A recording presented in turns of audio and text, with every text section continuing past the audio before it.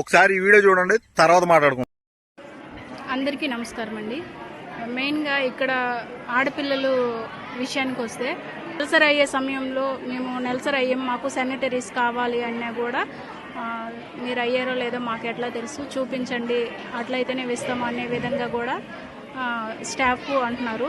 తర్వాత వీళ్ళు తలకి స్నానం చేసే సమయంలో ప్రతి స్టూడెంట్ నుంచి 100 రూపీస్ అనే అమౌంట్ అనేది కలెక్ట్ చేయడం జరుగుతుందని పిల్లలు మనకు తెలియజేశారు.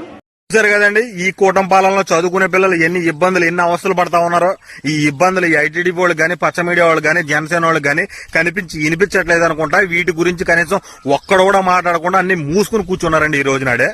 ఈ రాష్ట్రంలో ఆడపిల్లలకు భద్రత కల్పించాలని, ఈ చదువుకునే పిల్లలకు భద్రత కల్పించాలని మీ కూటమి ప్రభుత్వం ఒక చెత్త ప్రభుత్వం.